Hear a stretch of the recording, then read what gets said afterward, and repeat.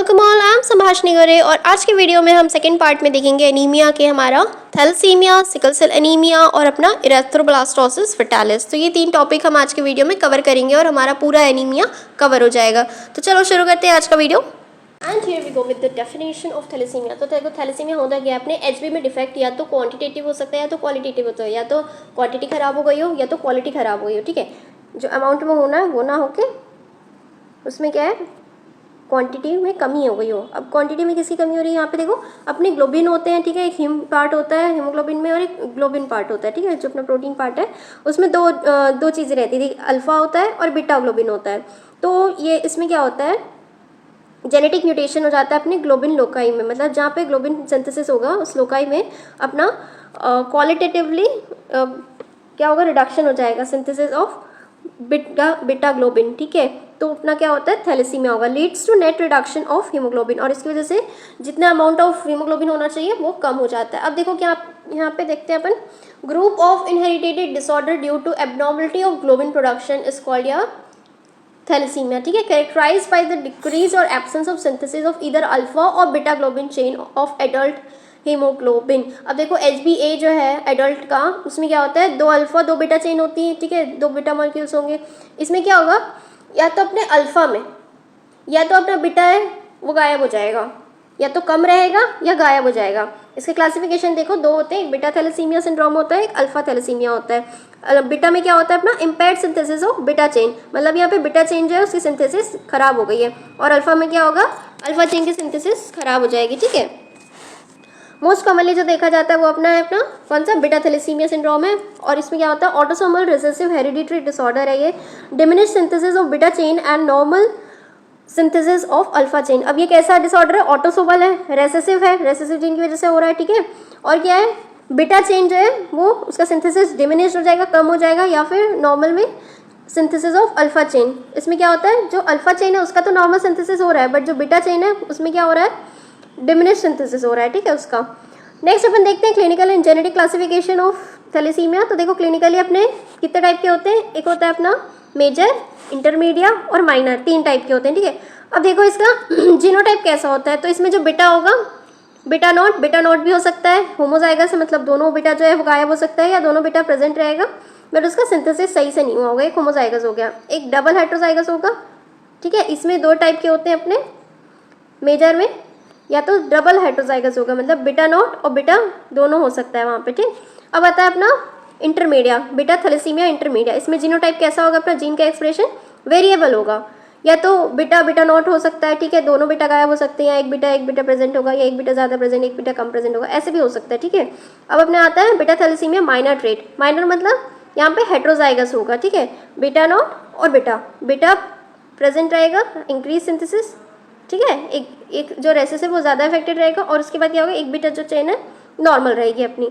तो इस तरह से अपना क्या होता है, तीन मेजर टाइप है अपने क्लिनिकल क्लासिफिकेशन है। ठीक है, कौन कौन से, थैलेसीमिया मेजर, इंटरमीडिया और अपना माइनर ट्रेट। ठीक है, अब ये देखो सिम्टम क्या क्या आते हैं इसमें, क्लिनिकल फीचर्स देखेंगे इसका, सीवियर फॉर्म होता है एनीमिया का, और ट्रांसफ्यूजन होता है, ट्रांसफ्यूजन डिपेंडेंट होता है, and high level of HbF। ठीक है, इसमें क्या होता है अपना ट्रांसफ्यूजन डिपेंडेंट होता है, ट्रांसफ्यूजन की ज़रूरत पड़ती है, इसमें अपने को ट्रांसफ्यूजन की ज़रूरत नहीं पड़ती है। मॉडरेटली और सीवियर दो होता है। ठीक है, मॉडरेटली भी हो सकता है, सीवियर भी हो सकता है, और क्या होगा, ट्रांसफ्यूजन की ज़रूरत नहीं पड़ेगी, हमें ब्लड नहीं देना पड़ेगा उसको। ठीक, इसमें क्या होगा, माइल्ड एनीमिया होगा, और ये एसिम्प्टोमेटिक होता है, कौन सा अपना जो माइनर ट्रेट वाला है। नेक्स्ट अपन इसकी देखते हैं फटाफट से, pathogenesis, ineffective erythropoiesis, impaired and excess gene. अब देखो क्या होता है, अपने जो बोन मैरो है उसमें इरेथ्रोपोएसिस हो रही है। ठीक है, वहाँ से अपने ब्लड सेल बन रहे हैं, हीमोग्लोबिन बन रहे हैं, इरेथ्रोब्लास्ट प्रेजेंट होते हैं, ये क्या करते हैं, अपने खराब आइटम भेज रहे हैं बाहर, bind and damage erythroid membrane precursors fails to mature. अब ये जो अपने इरेथ्रोइड मेम्ब्रेन प्रिकर्सर है जहाँ पे वो शुरुआत होनी थी वो ही अपने इमेच्योर हो गए। ठीक है, वो मैच्योर नहीं हो पाए, अब ये अंदर किसके अंडर को चले जाते हैं, अपने एपोप्टोसिस में। अब अपने को इसे मारना पड़ेगा क्योंकि ये इमेच्योर हुए हैं। ठीक है, तो इस तरह से क्या होगा, वहाँ पे अपनी बीटा चेन एब्सेंट हो जाएगी, सिंथेसिस ऑफ HbA अल्फा और दो प्रोसेस होते हैं। ठीक है, अब यहाँ पे क्या होगा, ये जो बीटा चेन बनी है वो खराब बनेगी इसकी वजह से। नेक्स्ट अपन देखते हैं कॉन्सिक्वेंसेज ऑफ इनफेक्टिव एरेथ्रोपोइसिस, जिसमें अपन पैथोजेनेसिस ऑफ बिटा थैलेसीमिया देखेंगे। देखो कैसे हो रहा है ये, कॉन्सिक्वेंसेज क्या है इनफेक्टिव एरेथ्रोपोइसिस के। अब एरेथ्रोपोइसिस खराब हो रहा है ये तो पता चल गया हमें, कैसे हो रहा है ये भी पता चल गया।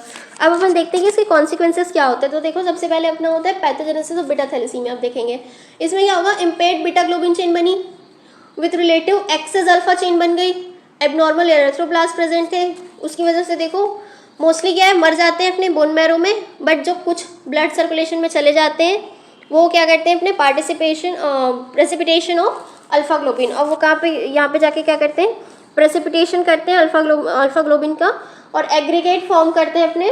उसके बाद क्या होता है, अपने मेम्ब्रेन का डैमेज होता है। इसको अपन बोल देते हैं एक्स्ट्रा वेस्कुलर हेमोलाइसिस इन स्प्लीन।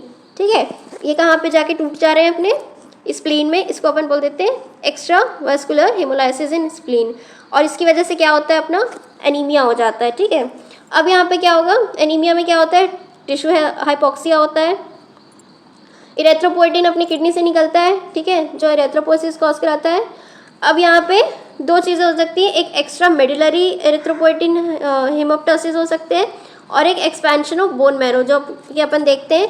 अब देखो इरेथ्रोपोइटिन जो है वो निकला किडनी से, ठीक है, इंक्रीज निकलेगा, ज़्यादा निकलेगा, क्योंकि वो जो सही अमाउंट था वो आ ही नहीं रहा है ब्लड में, एनीमिया हुआ है तो ज़्यादा इरेथ्रोपोइटिन निकला, उसकी वजह से क्या हो गया, अपना एक्स्ट्रा मेडुलरी हेमोप्टोसिस हो गया। हेमोपोइसिस में क्या होगा, जो अपना जितना अमाउंट ऑफ हीमोग्लोबिन बनना था, ठीक है, वो नहीं बन पा रहा है, और सारे ऑर्गन ज़्यादा काम कर रहे हैं, हिपैटोस्प्लिनोमेगैली हो जाएगा। ठीक है, और क्या हो सकता है, अपना स्केलेटल डिफॉर्मिटीज़ हो जाएगी, क्योंकि बोन मेरे को ज़्यादा काम करना पड़ रहा है। ठीक, और क्या हो रहा है, अपने स्प्लीन को भी, हिपैटोसाइट्स को भी, सबको ज़्यादा काम करना पड़ रहा है, सिर्फ इस वजह से क्योंकि वहाँ एनीमिया था, एक्स्ट्रा वेस्कुलर हेमोलाइसिस इन स्प्लीन हो रहा था। क्यों, क्योंकि जो अपने खराब वाले सेल थे ना, वो कहाँ चले गए थे, अपने सर्कुलेशन में, और ये क्या कर रहे थे, अपने एग्रीगेट बना के मेम्ब्रेन को डैमेज कर रहे थे। बहुत ईजी है इसका। ठीक है, अब इसके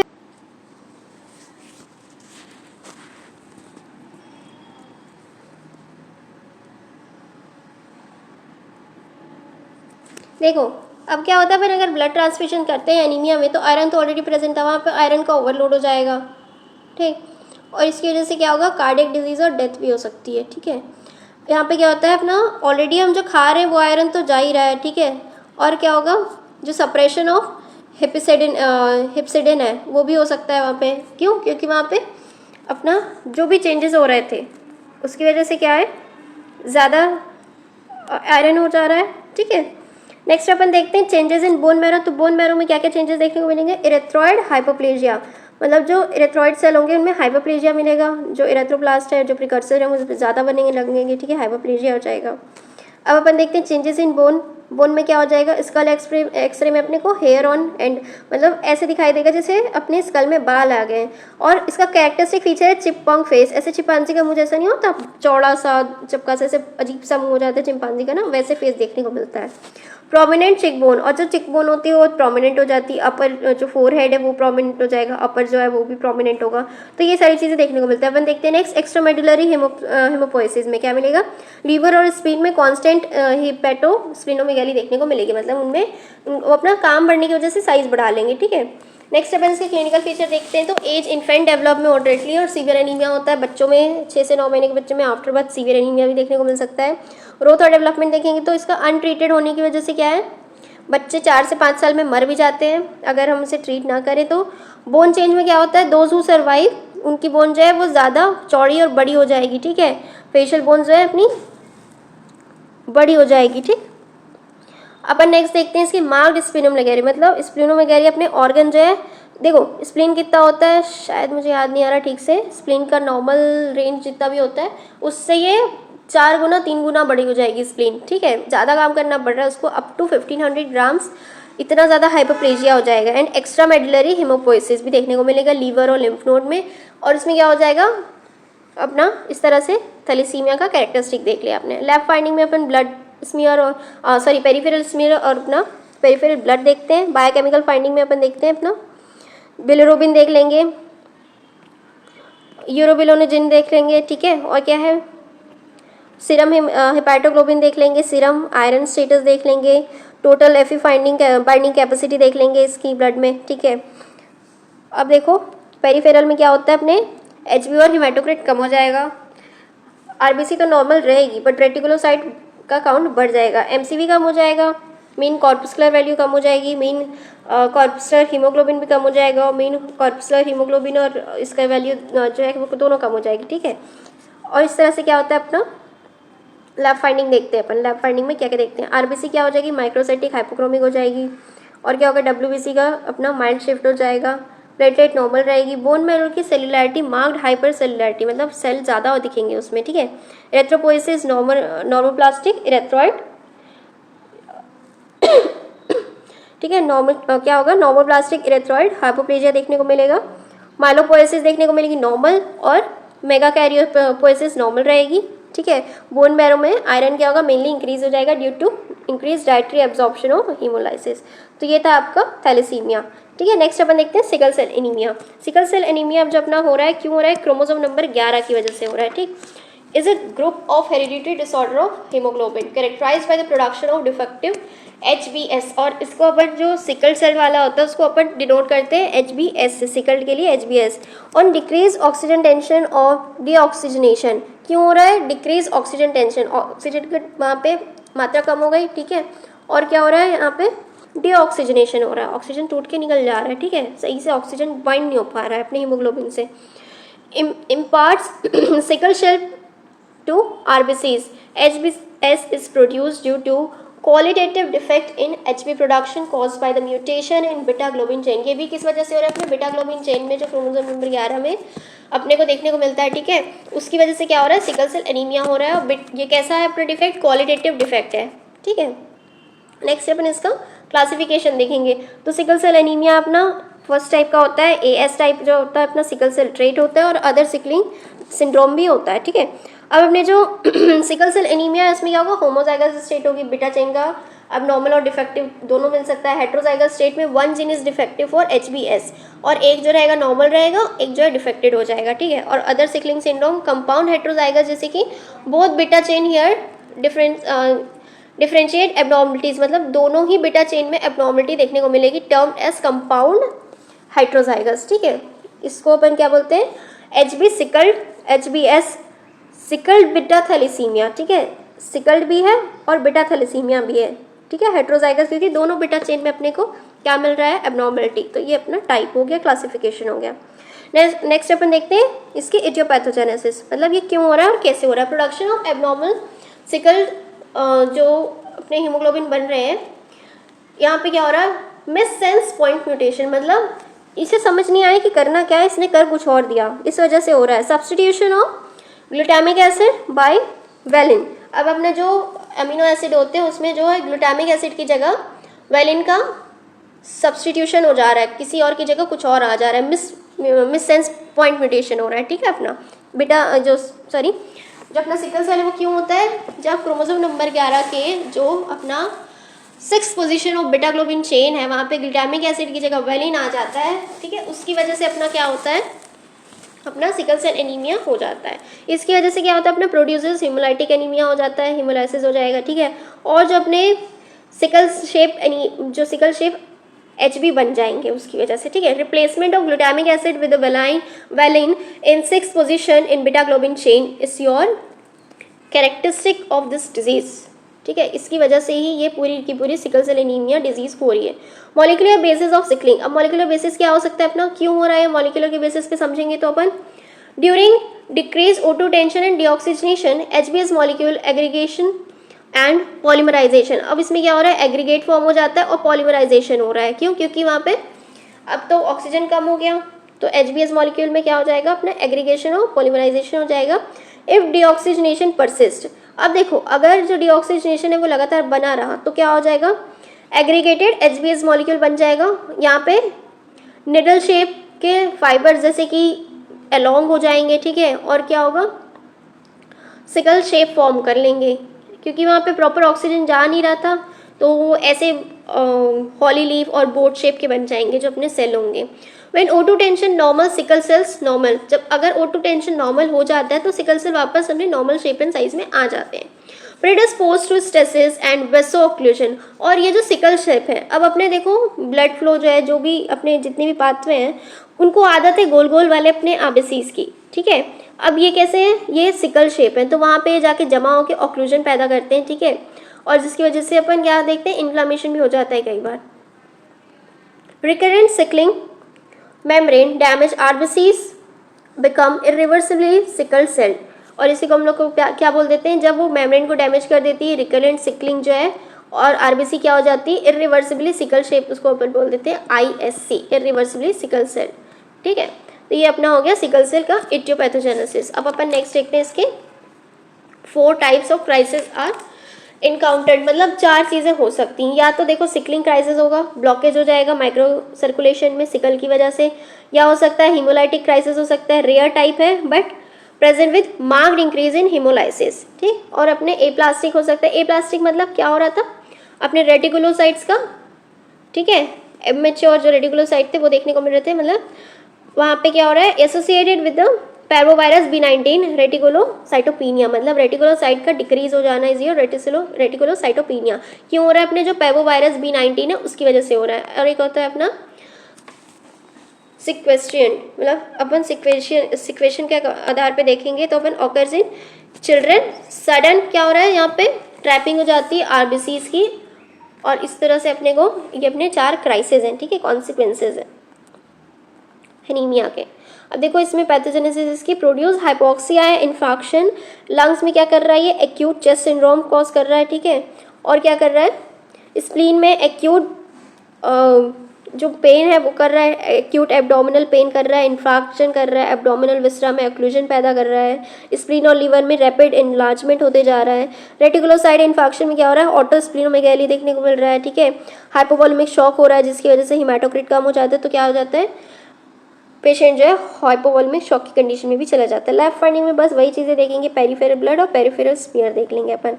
तो आपको पता है कि अगर अपना सिकल शेप हो जाएगा तो क्या होगा, हीमोग्लोबिन कम हो जाएगा, हिमेटोक्रिट जो पैक्सेल वॉल्यूम होता है, ठीक है, वो कम हो जाएगा, रेटिकुलो काउंट बढ़ जाएगा, ज़्यादा प्रोडक्शन करना पड़ रहा है क्योंकि उसे ब्लड में आरबीसी इसका, ठीक है।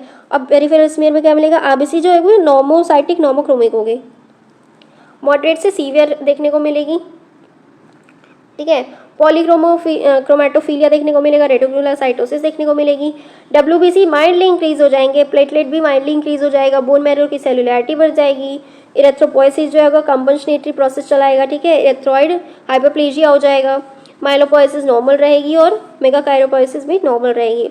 और इसमें क्या होता है, आयरन स्टोर यूजुअली इंक्रीज हो जाएगा, ठीक है। तो ये था अपना पेरिफेरल स्मीयर। अब देखते हैं स्मीयर फाइंडिंग में क्या होगा, अपना बिलिरुबिन रेज हो जाएगा क्योंकि ज़्यादा पिगमेंटेशन निकल रहा है, अपने लीवर में भी मेगाली हो जा रही है, ठीक है, लीवर का भी साइज बढ़ जा रहा है, हेपेटोमेगाली देखने को मिल रही है, स्प्लीनोमेगाली देखने को मिल रही है, इसकी वजह से क्या होगा, अपना बिलिरुबिन बढ़ जाएगा।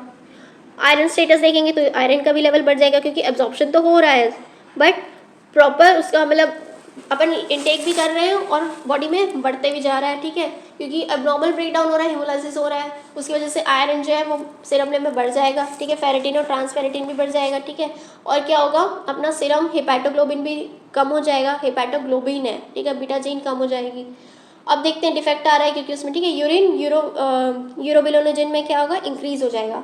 नेक्स्ट अपन देखते हैं डायग्नोस्टिक और कन्फर्मेटरी टेस्ट। तो सिकलिंग टेस्ट इंपॉर्टेंट है अपना। सिकलिंग टेस्ट में क्या होता है, अपन induce by adding and reducing agent.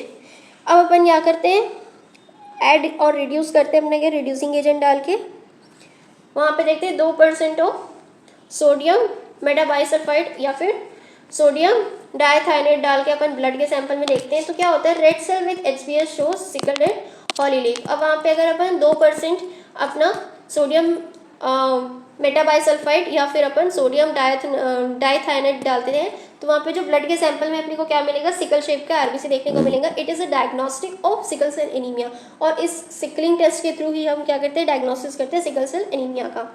Next है अपना हीमोग्लोबिन इलेक्ट्रोफोरेसिस के भी थ्रू देखते हैं, इलेक्ट्रोफोरेसिस के थ्रू भी देख लेंगे कि कौन सा सेल किधर जा रहा है, उसके थ्रू भी पता चल जाएगा, क्योंकि अपने जो सिकल शेप होते हैं वो स्लो मूविंग होंगे, ठीक है, क्योंकि उनके शेप खराब हो गए इसलिए वो स्लो मूविंग होते हैं, तो वो एक तरफ रुक जाते हैं और अपने जो नॉर्मल वाले होते हैं वो सही से चले जाते हैं। तो इस तरह से अपने को पता चल जाता है कि कौन सा सिकल शेप है और कौन सा अपना नॉर्मल है, ठीक है। नेक्स्ट अपन देखते हैं इरेथ्रोब्लास्टोसिस फेटालिस। अब ये क्या कंडीशन है, हेमोलाइटिक डिजीज है, फीटस की न्यूबॉर्न में देखने को मिलती है, characterize by the abnormal haemolysis of RBCs. अब क्या होता है, RH इनकम्पैटिबिलिटी की वजह से अपने जो नवजात शिशु हैं उनमें हीमोलाइसिस देखने को मिलता है। और अगर आपने तुरंत डायग्नोस करके बच्चे को उसके सारे ब्लड ट्रांसफ्यूजन कर दिया तो आप बच्चे को जिंदा बचा लोगे। उसकी RH फैक्टर आपकी सारी निकाल दी या उसके खिलाफ आपने जो है एंटीबॉडी एंटीजन दे दिया तो आपको क्या होगा, उस बच्चे को आप बचा सकते हो, नहीं तो वो बच्चे को आप नहीं बचा पाओगे। RH इनकम्पैटिबिलिटी देखो क्या होता है, जब मदर अगर RH नेगेटिव हो, ठीक है,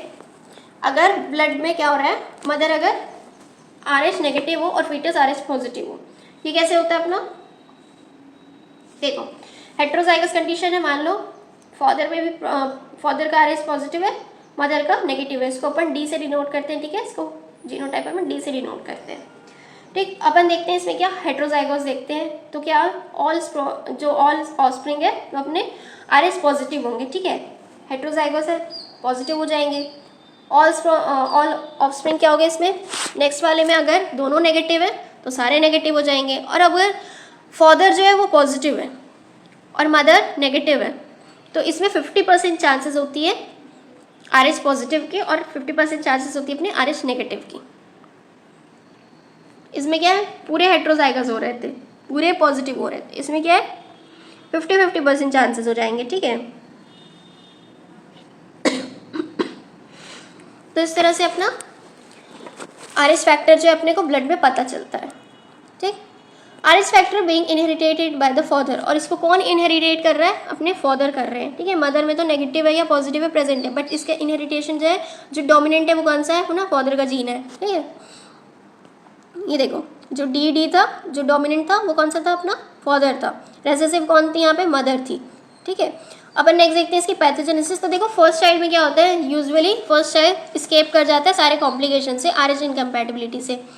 this because RH antigen can not pass from the foetal blood to mother's blood through placental barrier. अब देखो जो RH एंटीजन है वो अपने फीटल के ब्लड से मदर के ब्लड में नहीं जा पाता है अपने प्लेसेंटा को क्रॉस करके। अब यहाँ पे at the time of parturition RH antigen from fetal blood में लीक। अब क्या होता है, कई बार पार्चरेशन में मतलब जो बच्चा डिलीवर हो रहा है उस टाइम पे अपना RH जो है एंटीजन है वो कई बार फीटल के मतलब बॉडी से मदर के बॉडी में लीक हो जाता है into the mother's body because of placental detachment. और जब प्लासेंटा बाहर आ रहा होता है, प्लासेंटा की डिलीवरी हो रही होती है, तो उस टाइम पे क्या होता है, कई बार मिक्स हो जाता है मदर के ब्लड के साथ और इस तरह से RH एंटीजन जो है वो वहाँ पहुँच जाता है। During the postpartum period, within a month after delivery, mothers develop RH antibody। अब वो जो गलत वाला RH चला गया, बच्चे का जो नेगेटिव वाला था वो पॉजिटिव वाले में चला गया, समझ लो, ठीक है, या बच्चे का पॉजिटिव था मदर का नेगेटिव था, वहाँ चला गया। वहाँ पे क्या होगा इस कंडीशन में, अपने जो एंटीजन आया है तो एंटीबॉडी तो बनेगी, तो इस तरह से एंटीबॉडी बन गई। अब जब सेकेंड चाइल्ड आया तो मदर के ब्लड में तो ऑलरेडी RH एंटीबॉडी प्रेजेंट थी ना, वो क्या कर देगी, वो जाके जो बच्चा है पेट में, ठीक है, वो एंटर कर जाएगी। अब देखो एंटीजन तो क्रॉस नहीं कर पा रहा था बट एंटीबॉडी क्रॉस कर जाएगी प्लासेंटल बैरियर को और ये कहाँ पे पहुँच जाएगी, अपने फीटस के ब्लड में। अब जो सेकंड कंसीव हुई, सेकंड प्रेगनेंसी कंसीव हुई, इस तरह से ये फीटस के ब्लड में चली जाएगी और इससे क्या होगा, अपना हीमोलाइसिस हो जाएगा, क्योंकि एग्लूटिनेशन हो जाएगा RBC का, वहाँ पे एंटीबॉडी एंटीजन कॉम्प्लेक्स बन जाएगा और इस तरह से अपने हीमोलाइसिस हो जाएगा RBC का, ठीक है। साइन एंड सिम्टम देखेंगे इरेथ्रोब्लास्टोसिस की, तो क्लिनिक्चर्स होता है, एक तो अपना जॉइंटिस देखने को मिलेगा, हिमोलिटिक एनीमिया देखने को मिलेगा, सीवियर हिमोलाइसिस इन फीटस कॉज जॉइंटिस, और बहुत ज़्यादा हिमोलाइसिस हो जाता है जब फीटस में, तो उसकी वजह से क्या होता है, जॉइंटिस हो जाता है। To compensate the haemolysis more and more number of RBCs, rapid production हो जाता है RBC का बोन मैरो, लीवर, स्प्लीन में।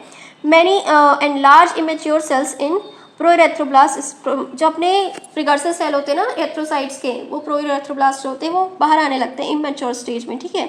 Release into the circulation, because of this the disease is called erythroblastosis fetalis, और इसी प्रोसेस की वजह से इस डिजीज़ का नाम पड़ा है इरेथ्रोब्लास्टोसिस फेटालिस, ठीक है, क्योंकि इरेथ्रोब्लास्ट जो है मैच्योर जो अपने प्रिकर्सर सेल होते हैं वो बाहर आ जाते हैं अपने फीटल्स के सर्कुलेशन में और इसको अपन बोल देते हैं erythroblastosis fetalis. Ultimately due to the excessive haemolysis severe complication क्या होगा, बच्चा मर भी सकता है, कैनेशियर्स मिल सकते हैं, ठीक है, और क्या होगा, अपना बच्चा मर भी सकता है, ठीक है। कई बार क्या होता है हाइड्रोप्स फेटालिस में क्या होगा, सीरियस कंडीशन है, यहाँ पे फीटस जो है मर भी सकता है, ठीक है। ये क्या होता है, अब देखते हैं क्लिनिक्चर्स में, फॉर्म ऑफ ब्रेन डैमेज भी हो सकता है, ब्रेन डैमेज हो जाएगा, जॉइंटिस बहुत ज़्यादा हो जाएगा, ब्रेन के भी सेल्स जो है वो ब्रेक डाउन होने लग जाएंगे क्योंकि बिलिरुबिन बढ़ गया। अब यहाँ पे ब्लड ब्रेन बैरियर जो है वो नॉट डेवलप्ड इन इन्फेंट्स। अब बच्चों में ब्लड ब्रेन बैरियर इतने अच्छे से डेवलप नहीं होता है, तो उसकी वजह से बिलिरुबिन जो है वो ब्रेन में चला जाता है और ब्रेन को परमानेंटली उसको भी ब्रेक डाउन कर देता है। ठीक है, अपने देखो बिलिरुबिन का काम क्या है, ब्रेक डाउन करना। ठीक है, हीमोलाइसिस कराना, तो वहाँ पे भी जाके ये अपना पूरा ब्रेक डाउन करा देगा। मोस्ट कॉमनली इफेक्टेड पार्ट्स कौन कौन से होंगे, अपने बेसल गैंग्लिया हो गया, हिपोकैम्पस हो गया, जो अपना न्यूक्लिएट बॉडीज़ हो गई, ठीक है, वो हो गई, सेरिबेलम हो गया और अपना क्रेनियल नर्व न्यूक्लियाई हो गई। ठीक है, ये सारे पार्ट अपने मेनली अफेक्टेड होते हैं। फीचर ऑफ डिजीज़ देखते हैं अपन, तो वही बात हो गई, हाइपोटोनिया देखने को मिलेगी, लेथार्जिक और स्लीपी हो जाएगा बच्चा बहुत ज़्यादा, हाई पिच क्राई, बहुत चीख चीख के रोएगा, आर्चिंग ऑफ हेड बैकवर्ड्स और अपना सर पीछे की तरफ झुकाएगा। एज डिजीज़ प्रोग्रेस, जैसे जैसे डिजीज़ प्रोग्रेस करती जाती है, डेवलप हाइपरटोनिया। अब यहाँ पे उसकी मसल्स बिल्कुल काम नहीं करेगी, उसकी टोनिसिटी बिल्कुल ढीली पड़ जाएगी, मसल्स उसकी बहुत ढीली पड़ जाएगी, हाइपरटोनिसिटी देखने को मिलेगी। ठीक है, advance sign of disease are inability to suck milk. अब वो बच्चा जो है वो मिल्क भी सक नहीं कर पाएगा, इरिटेबिलिटी और क्राइंग देखने को मिलेगी। अब इसका प्रिवेंटिव ट्रीटमेंट क्या है, अगर अपने को पता है तो अपन क्या कर देते हैं, अगर पता है कि जो मदर है उसमें एंटीबॉडी प्रेजेंट है, ठीक, तो पहले ही अपन उसमें क्या करेंगे, उसके खिलाफ एंटीबॉडी है, एंटीजन दे देंगे तो सारे नॉर्मल हो जाएंगे। ठीक है, और मदर के ब्लड में अब कोई भी एंटीबॉडी प्रेजेंट नहीं रह जाएगी। और उसके बाद अपन एक और चीज़ कर सकते हैं कि बच्चे को भी जब वो पैदा हुआ है तो ब्लड ट्रांसफ्यूजन कर दें उसका और नया RH वहाँ पे आ जाए। ठीक है, इस तरह से अपन बच्चे को बचा सकते हैं। तो ये था अपना पूरा का पूरा इरेथ्रोब्लास्टोसिस, थैलेसीमिया और सिकल सेल एनीमिया। वीडियो पसंद आया तो लाइक शेयर सब्सक्राइब करना। नेक्स्ट अपन टॉपिक देखने वाले हैं अपने सारे टाइप के ल्यूकीमिया। ठीक है, जो अपने Hodgkin lymphoma, non Hodgkin lymphoma होते हैं, वो सारे के सारे नेक्स्ट वीडियो में देखेंगे। तो चैनल को सब्सक्राइब कर लेना, वीडियो को शेयर कर देना, लाइक करना मत भूलना। Thank you everyone, keep watching, keep learning, have a good day.